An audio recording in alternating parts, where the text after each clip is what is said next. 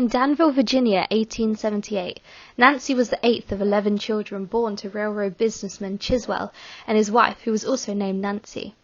Due to the size of the family, the Astors suffered a period of severe impoverishment until Nancy reached her teenage years, when the family gained a sufficient amount of wealth out of the tobacco and railroad industry.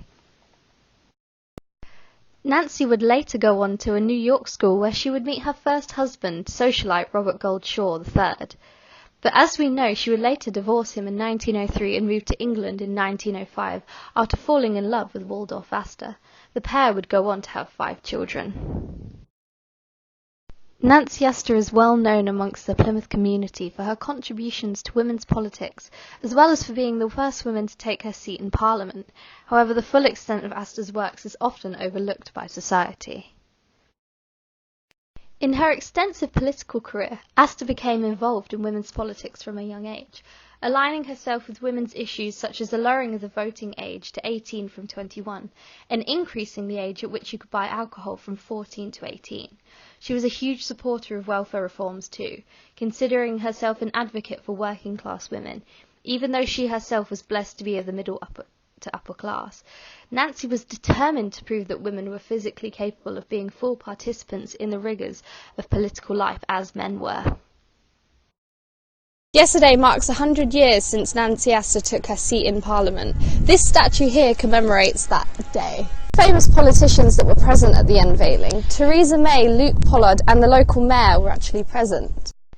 After the passing of the Qualification of Women Act in 1918, which allowed women to be members of Parliament, Nancy decided to run for the vacant seat left by her husband, and won due to her natural charm and ability to gain attention. On December 1st, 1919, she took up her seat in the Unionist Party as the first woman seated in Parliament. A little known fact about Astor is that she used to organise and take part in tea dances on the Hoe to help after the Blitz. In her early political career, Astor was seen as a pioneer for social justice and equality, both inside and outside Parliament's doors. She is, however, less known for implementing a holiday scheme for deprived city children named Make a Camp, a scheme that continued through to the 1980s and gave many deprived children their first and even sometimes only summer holiday. Make a Camp still holds its own as a remarkable venue for musicians and artists alike today.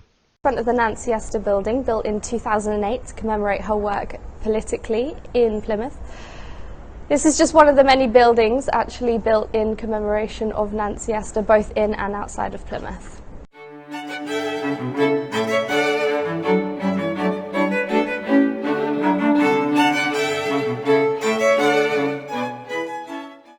Nancy Astor had an unusual way of handling her new public life. Her fresh view of society charmed many, with her way of handling male hecklers and sexist remarks leading many more to turn and listen to her with admiration.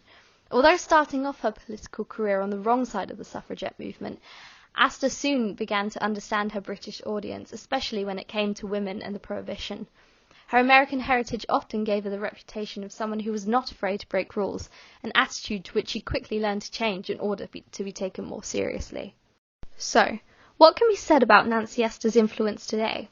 Well, one thing can be said for sure.